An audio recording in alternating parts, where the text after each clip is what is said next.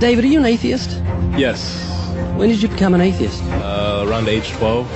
Believing in God makes no sense. It's to me, it's the dumbest thing. It's for people that can't accept the fact that they're going to die and rot in the ground like I'm going to do, and it gives them some relief from that thought, because it's not the nicest thought in the world. Are you an atheist? Yes. Yes, I am. Yes. Yes. Yes, sir. Are you an atheist? I am. Yeah, I'm an atheist. Yes, I am. Alex, do you believe in God's existence? No, I do not. How long have you been an atheist? I would say probably since I was about 15 years old. So you don't believe in the existence of God? No, not really. What happened when you were 15? I started questioning things, and I really just started to think about the logic behind everything. For the most part, we are not shown the evidence for there being a higher power. If we were, I almost guarantee that almost every atheist would immediately agree to there being a higher power. Are you atheists? Yes. Yes. Why? Well, I just haven't seen enough evidence, I suppose. I grew up in a Christian family, and just over the few years during high school and as I grew up, I just realized that there wasn't a lot of evidence to support that belief system. Are you open to evidence? I think I am open to evidence. It just would have to be extraordinarily compelling, like out of this world compelling. If you could be given evidence, reasonable evidence, would you listen to it? Yeah, I would. You're someone who has no faith or no belief in a higher power or a creator, but if you were shown evidence, you would change your mind because you're open. Absolutely. Flick through the pages of the book I just put on your lap, look at the color pictures, and I'll ask you a question.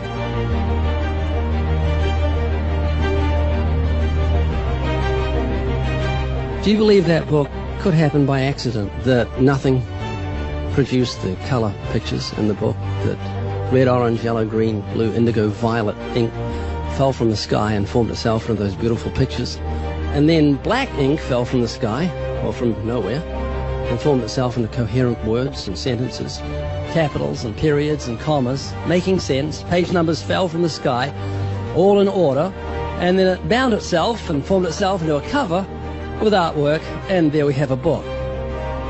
Obviously, intelligent design designed the book. Wouldn't that be correct?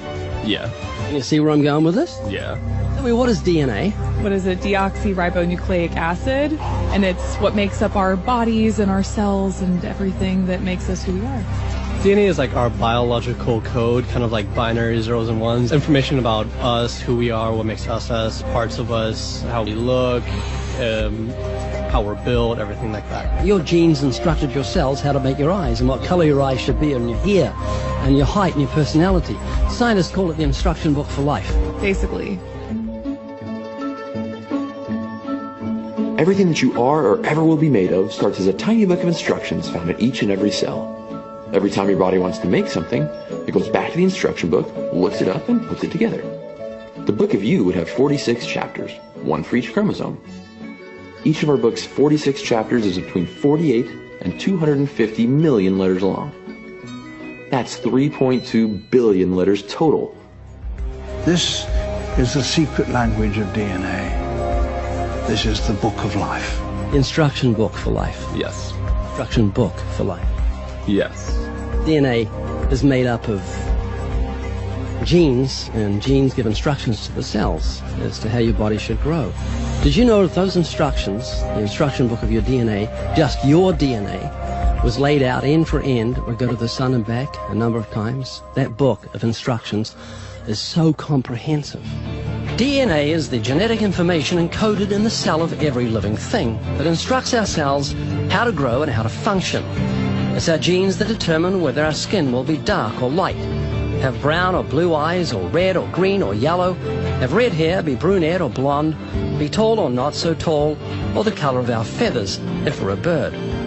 Whether we're humans, fish, animals, insects, or plant life, the way our bodies look and operate has all been pre-written in the amazing book of our DNA. What do you think the mentality of someone who believes a book fell together without a bookmaker? Well, they would be crazy. Do you think a book could make itself? No, I don't. Of course not. No. Utterly impossible. Yes. If anything can happen by accident. I mean, from nothing. Couldn't happen, could it? I don't think so. It'd be impossible. It would be like saying an explosion cause everything that makes a 747 airplane to all just come together by accident without some intelligent thought behind it. That's a good point. Do you believe DNA happened by accident? No, I think that it developed over the course of many, many millennia of evolution and development. DNA exists in every living thing. Its origins don't matter. The fact that there is intelligent information tells us there must be an intelligent designer. Is this making you think? It is, and I do think about it from time to time. It's just, yeah, it's complicated, definitely. Well, DNA's complicated, but the point I'm trying to make is very simple. Book designer or bookmaker, DNA, intelligent designer. God. Does that make sense? Yes. You an atheist? I am. What would you think of the mentality of someone who thought a physical book could make itself?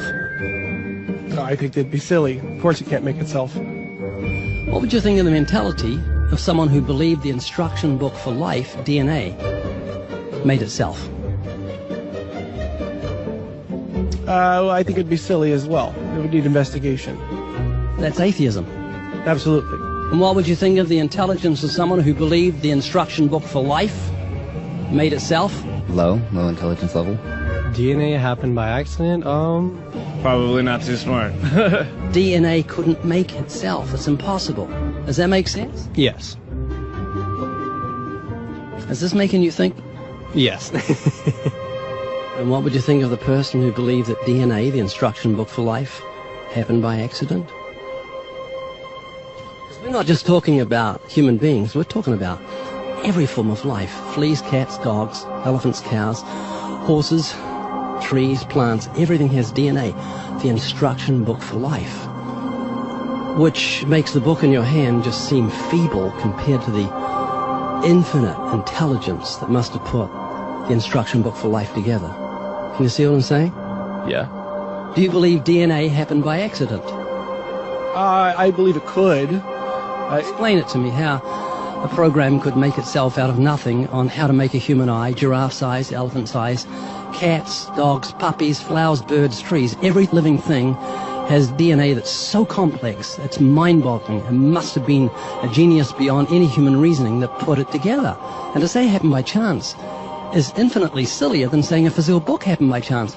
All I'm doing is reasoning with you. I'm not arguing. I don't want to win an argument. I'm just saying I want you to concede something that's absolute common sense. You're an atheist, so you believe the scientific impossibility that nothing created everything. I mean, it can't be nothing. We all have to start from some point. I wouldn't say nothing created it. There had to be something there in the beginning. You like Richard Dawkins, don't you? Well, I mean, you know, yeah, I like him. Do you believe nothing created everything, a scientific impossibility, which is what he believes? You don't believe in a creator of all things? If he says that, I think it's a very strange thing to say. Well, he says it. It's insane. Nothing can't create anything because it's nothing. There has to be something in the beginning. Nowhere in our history of human reality has something kind of just appeared out of nowhere. Do you believe that nothing created everything? No, because nothing can perform actions. That makes no sense. It's a default position. If you're saying nothing created everything, then you're agreeing with Richard Dawkins. You're mischaracterizing Richard Dawkins, because Richard Dawkins, I'm sure he didn't say that. That seems ridiculous. Professor Richard Dawkins, arguably the world's most high-profile atheist, believes that in the beginning there was nothing, and that nothing created everything. As he attempts to justify this belief, admitting that it defies common sense, the learned professor calls nothing something. Watch the reaction of his audience. Of course it's counterintuitive that you can get something from nothing. Of course common sense doesn't allow you to get something from nothing. That's why it's interesting. It's got to be interesting in order to give rise to the universe at all. Something pretty mysterious had to give rise to the origin of the universe. But exactly what's meant by nothing, but whatever it is, it's very, very simple. And why is that funny? Well, I think it's a bit funny to be trying to define nothing.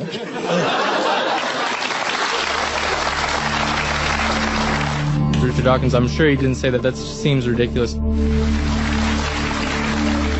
The audience reaction confused the normally eloquent professor, because he's not used to being the object of laughter. What he didn't realize was he was talking to people who were endowed by their creator with the virtue of common sense. This was just another case where the emperor has no clothes. Someone should tell this man who has deceived millions, you're talking foolishness. Is that what you believe? I mean, it can't be nothing. We all have to start from some point. But there has to be something that created everything. You just wasn't God. Is that what you're saying? Yeah. It's just evolution, how things became from one organism into many. But that doesn't solve your dilemma of the initial cause. There has to be an initial cause. If there was a big bang in space that from there issued cats and dogs and horses and cows, the sun, the moon, the stars, the seasons, and all this marvel of creation came from a big explosion. What caused the explosion, and where do the materials come from the explosion, and why is there such incredible order from the explosion? Every explosion I've heard of creates chaos, not order. That makes sense? Oh, yeah. This is what you're looking for if you were looking for truth. This is your information that you need to say, wow, that's logical. How could all this design from the atom to the universe, an incredible order, just happen by accident? Because an atheist actually believes nothing created everything, which is scientifically impossible. And I'm trying to say, Haley, I just want you to think. You're not just a blob of nothing that came from an explosion that created order, which is against nature. That means that you've got purpose and meaning in the universe. So it's not altogether bad news. I just want a relationship with whoever built me. This is too much, too weird that it happened by accident. It didn't happen by accident. I don't feel that.